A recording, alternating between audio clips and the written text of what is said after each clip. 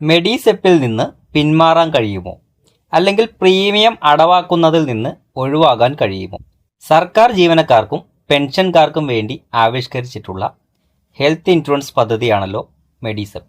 ഒരു സർക്കാർ ഉത്തരവിലൂടെ സർക്കാർ ജീവനക്കാരെല്ലാവരും മെഡിസെപ്പിൽ അംഗമാവണമെന്ന് സർക്കാർ നിർദ്ദേശിച്ചിരിക്കുകയാണ്. എന്നാൽ നമ്മളിൽ പലർക്കും മറ്റു സ്വകാര്യ ഇൻഷുറൻസ് കമ്പനികളുടെ പോളിസികൾ നിലവിലുള്ളവരുണ്ട്. അതേപോലെ നമ്മുടെ ജീവിത പങ്കാളി അഥവാ സ്പോസിനൊക്കെ സെൻട്രൽ ഗവൺമെൻറ്റിലോ അതല്ലെങ്കിൽ ബാങ്കിലോ ഒക്കെ ജോലി ഉണ്ടെങ്കിൽ അവിടെ നിന്നുള്ള CGHS പോലെയുള്ള കവറേജുകൾ ലഭ്യമാണ്. തുടങ്ങിയ സാഹചര്യങ്ങൾ കൊണ്ട് നമ്മൾക്ക് മെഡിസെപ്പ് എന്ന് പറയുന്ന ഒരു പോളിസി ആവശ്യമില്ലാത്ത ഒരുപാട് ജീവനക്കാർ നിലവിലുണ്ട്. ഇങ്ങനെ ഒരു സാഹചര്യത്തിൽ മെഡിസെപ്പിൻ്റെ പ്രീമിയം അടവാക്കുന്നതിൽ നിന്ന് നമുക്ക് ഒഴിവാകാൻ കഴിയുമോ എന്നാണ് നമുക്ക് നോക്കാം. 2019 ഉപഭോക്തൃ സംരക്ഷണ നിയമം സെക്ഷൻ 2 സബ്സെക്ഷൻ 9 ഉപഭോക്താക്കളുടെ 6 അവകാശങ്ങളെപ്പറ്റി സംസാരിക്കുന്നുണ്ട്. അതിൽ 3ാമത്തെ അവകാശമാണ് റൈറ്റ് ടു ചൂസ് എന്നുള്ളത്. അതായത് മാർക്കറ്റിൽ നിലവിലുള്ള വിവിധങ്ങളായ ഉൽപ്പന്നങ്ങൾ അല്ലെങ്കിൽ സേവനങ്ങൾ, അതിൽ നിന്ന് നമുക്ക് ഇഷ്ടമുള്ളത് സെലക്ട് ചെയ്യാനുള്ള നമ്മളുടെ പ്രൈസും അതുപോലെ ഗുണമേന്മയും അതേപോലെയുള്ള പാരാമീറ്റേഴ്സ് പരിശോധിച്ച് ബോധ്യപ്പെട്ട് നമുക്കിഷ്ടമുള്ളത് സെലക്ട് ചെയ്യാനുള്ള അഥവാ ചൂസ് ചെയ്യാനുള്ള ഒരു അവകാശമാണ് ഉപഭോക്തൃ സംരക്ഷണ നിയമം 2019 ഈ വകുപ്പ് ഒരു ഉപഭോക്താവിന് നൽകുന്നത്. ഇവിടെ മെഡിസെപ്പിൻ്റെ കാര്യത്തിൽ ഈ ഒരു അവകാശം ലംഘിക്കപ്പെടുകയാണ് ചെയ്യുന്നത്. ഒരു സർക്കാർ ഉത്തരവിലൂടെ എല്ലാ ജീവനക്കാരും മെഡിസെപ്പിൽ അംഗമാവണമെന്ന് നിർദ്ദേശിക്കപ്പെട്ടിരിക്കുകയാണ്. ഇവിടെ പ്രീമിയം സെലക്ട് ചെയ്യാൻ ഉപഭോക്താവിന് അവസരം ലഭിക്കുന്നില്ല. എന്തെല്ലാം സൗകര്യങ്ങൾ വേണം എന്ന് സെലക്ട് ചെയ്യാൻ അവസരം ലഭിക്കുന്നില്ല. ഏതെല്ലാം ഹോസ്പിറ്റലുകൾ എംപാനൽ ചെയ്യപ്പെടണമെന്ന് നോക്കാനോ പരിശോധിക്കാനോ അതനുസരിച്ച് തീരുമാനമെടുക്കാനോ അവസരം ലഭിക്കുന്നില്ല. ടേംസ് ആൻഡ് കണ്ടീഷൻ രൂപീകൃതമാകുന്നതിന് അവസരം ലഭിക്കുന്നില്ല. അതായത് ഒരു ഉപഭോക്താവിന് യാതൊരു റോളും ഇല്ലാത്ത ഒരു സാഹചര്യമാണ് അത്. അതായത് മുഴുവൻ തുകയും പ്രീമിയം അടയ്ക്കുന്നത് ജീവനക്കാരാണ്. പക്ഷേ ഈ ഉപഭോക്താവ് എന്ന ജീവനക്കാരന് ഇതിൻ്റെ യാതൊരു കാര്യങ്ങളിലും ഒരു റോളും ഇല്ലാത്തൊരു സാഹചര്യമാണ്. അതായത് നിർബന്ധിത അവസ്ഥയിൽ പ്രീമിയം അടച്ച് ആ പ്രൊഡക്റ്റ് വാങ്ങേണ്ട ഒരു അവസ്ഥയാണ്.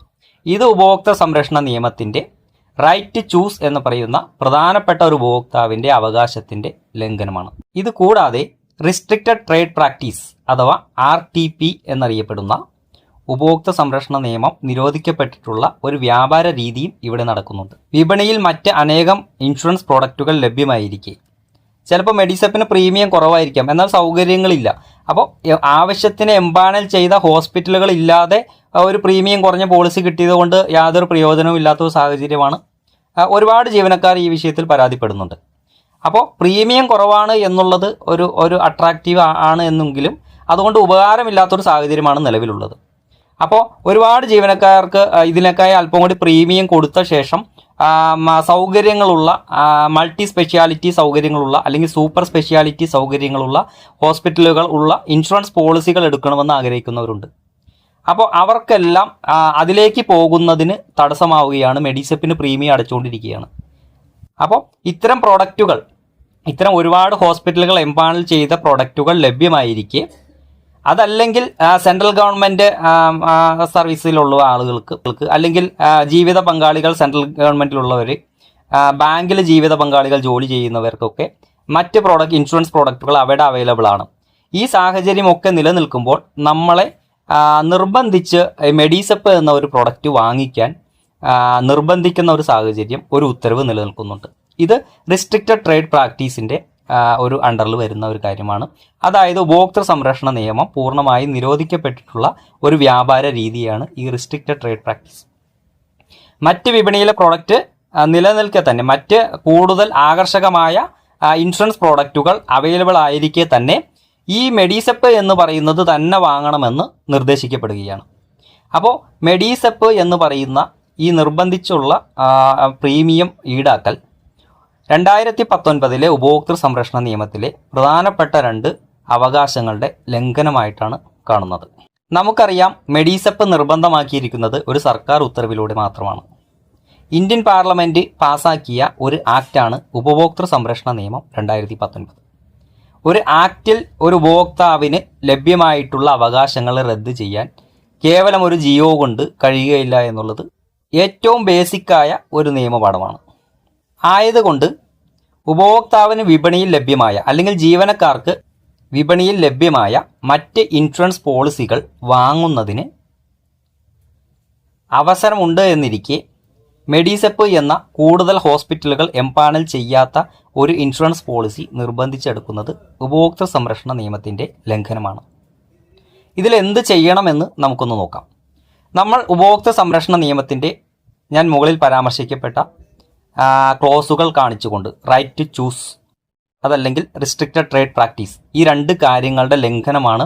അതുകൊണ്ട് റൈറ്റ് ടു ചൂസ് എന്ന ഞാൻ പ്രീമിയം അടച്ച് വാങ്ങുന്ന ഒരു സാധനം എനിക്ക് സെലക്ട് ചെയ്യാനുള്ള ഏത് പ്രോഡക്റ്റ് വാങ്ങണമെന്ന് എനിക്ക് സെലക്ട് ചെയ്യാനുള്ള എൻ്റെ അവകാശം നിലനിൽക്കുന്നതിനാൽ ആ അവകാശം ഉപയോഗിച്ച് ഞാൻ മെഡിസെപ്പ് എന്ന പോളിസിയിൽ നിന്ന് എനിക്ക് ആവശ്യമില്ല എന്ന് കാണിച്ചുകൊണ്ട് ഉപഭോക്തൃ സംരക്ഷണ നിയമത്തിലെ ഈ ക്ലോസുകൾ പ്രകാരം നമ്മളുടെ ഓഫീസ് മുഖേന ത്രൂ പ്രോപ്പർ ചാനലിലൂടെ സർക്കാരിനെ നമ്മൾ അറിയിക്കുക. എൻ്റെ പ്രീമിയം ഡിഡക്റ്റ് ചെയ്യുന്നതിൽ നിന്ന് എന്നെ ഒഴിവാക്കി നൽകണമെന്നും മെഡിസെപ്പിൽ നിന്ന് എന്നെ ഒഴിവാക്കണമെന്നും ആവശ്യപ്പെട്ടുകൊണ്ട് ഉപഭോക്തൃ സംരക്ഷണ നിയമത്തിലെ മേൽ പരാമർശിച്ച സെക്ഷൻ 2 സബ്സെക്ഷൻ 9 പ്രകാരവും അതേപോലെ സെക്ഷൻ 2 സെക്ഷൻ 41 പ്രകാരവും ഉപഭോക്താവ് എന്ന നിലയിൽ എനിക്ക് ലഭ്യമായ ഈ അവകാശങ്ങൾ ഉപയോഗിക്കാൻ എന്നെ അനുവദിക്കണമെന്നും അതുപ്രകാരം മെഡിസെപ്പ് പ്രീമിയം ഡിഡക്റ്റ് ചെയ്യുന്നതിൽ നിന്നും എന്നെ ഒഴിവാക്കണമെന്നും ആവശ്യപ്പെട്ടുകൊണ്ട് സർക്കാരിലേക്ക് കത്ത് നൽകുക. പെൻഷൻകാരാണെങ്കിൽ ട്രഷറി ഓഫീസർ മുഖേന ഈ റിക്വസ്റ്റ് സമർപ്പിക്കുക. നമ്മളെ പ്രീമിയത്തിൽ നിന്ന് ഒഴിവാക്കണമെന്ന് ആവശ്യപ്പെട്ടുകൊണ്ട് സർക്കാരിലേക്ക് കത്ത് നൽകി ഒരു മാസത്തോളമെങ്കിലും നമ്മൾ വെയിറ്റ് ചെയ്യുക. മറുപടി എന്തെങ്കിലും ലഭ്യമാകുന്നുണ്ടോ എന്നന്വേഷിച്ചുകൊണ്ട് വെയിറ്റ് ചെയ്യുക. ഒരു മാസത്തിന് ശേഷവും നമുക്ക് നമ്മളുടെ നിവേദനത്തിന് അല്ലെങ്കിൽ റെപ്രസെൻറ്റേഷന് മറുപടി ഒന്നും ഇല്ലെങ്കിൽ ഇതേ വകുപ്പുകൾ ചൂണ്ടിക്കാണിച്ചുകൊണ്ട് അതാത് ജില്ലകളിൽ പ്രവർത്തിക്കുന്ന ഉപഭോക്തൃ തർക്കപരിഹാര കോടതികളെ അഥവാ ഉപഭോക്തൃ തർക്കപരിഹാര കമ്മീഷനുകളെ നമ്മൾ സമീപിക്കേണ്ടത്. ഇങ്ങനെ ഉപഭോക്തൃ തർക്കപരിഹാര കമ്മീഷനുകളെ സമീപിച്ച് നമുക്കതിൽ നിന്ന് ഉപഭോക്തൃ സംരക്ഷണ നിയമപ്രകാരം വാദഗതികൾ ഉയർത്തി നമുക്ക് നീതി നേടിയെടുക്കാവുന്നതാണ്. അതായത് നീതി എന്ന് പറയുന്നത് ഇവിടെ പ്രീമിയം ഡിഡക്ഷനിൽ നിന്ന് നമ്മളെ ഒഴിവാക്കപ്പെടുന്നതാണ്. ഉപഭോക്തൃ കോടതികളെ സമീപിക്കുമ്പോൾ നമ്മൾ ആ പ്രീമിയം ഒഴിവാക്കി തരുന്നത് അല്ലെങ്കിൽ നമ്മൾ അടച്ച പ്രീമിയം തിരിച്ചു നൽകുന്നത് കൂടാതെ നമുക്ക് നഷ്ടപരിഹാരവും അനുവദിച്ച് കിട്ടും. നമുക്ക് മാനസികമായുണ്ടായ ബുദ്ധിമുട്ടുകൾക്കും അതേപോലെ പ്രീമിയം നമ്മൾക്ക് മുൻകൂട്ടി ഇത്ര നാൾ പ്രീമിയം അടവാക്കേണ്ട സാഹചര്യമൊക്കെ ഉണ്ടായതിനൊക്കെ നഷ്ടപരിഹാരം അനുവദിച്ച് കിട്ടും. പ്രീമിയം തുക തിരിച്ചു ലഭിക്കുന്നതിനുള്ള ഉത്തരവുകൾ ലഭിക്കും. അതുകൂടാതെ കോടതി ചെലവിനത്തിലുള്ള നഷ്ടപരിഹാരവും അനുവദിക്കാൻ ഉപഭോക്തൃ തർക്കപരിഹാര കമ്മീഷനുകൾക്ക് അധികാരമുണ്ട്. ഈ വീഡിയോ ഉദ്ദേശിച്ചിരിക്കുന്നത് നമ്മൾ 2 പ്രീമിയമൊക്കെ അടവാക്കുന്ന ആളുകളെയും അതേപോലെ മറ്റ് പോളിസികൾ ചേർന്നത് കൊണ്ട് മെഡിസെപ്പ് ആവശ്യമില്ലാത്ത ജീവനക്കാർ ഒരുപാടുണ്ട്. അവരെ ഉദ്ദേശിച്ചുള്ള ഒരു വീഡിയോയാണിത്. ഈ മെഡിസെപ്പ് ഈ രൂപത്തിലായാലും മറ്റൊന്നും ഇല്ലാതിരിക്കുന്നതിലും ഭേദം മെഡിസെപ്പ് ഈ രൂപത്തിലെങ്കിലും തുടരുന്നത് ആവശ്യമാണ് എന്നും താല്പര്യപ്പെടുന്ന ഒരുപാട് ജീവനക്കാരുണ്ട്. അങ്ങനത്തുള്ള ജീവനക്കാരാണ് കൂടുതലും. മെഡിസെപ്പ് ഈ രൂപത്തിലെങ്കിലും തുടരട്ടെ എന്ന് ആഗ്രഹിക്കുന്ന ജീവനക്കാർ ഒരുപാട് പേരുണ്ട്. അവരെ ഉദ്ദേശിച്ചുള്ളതല്ല ഈ വീഡിയോ.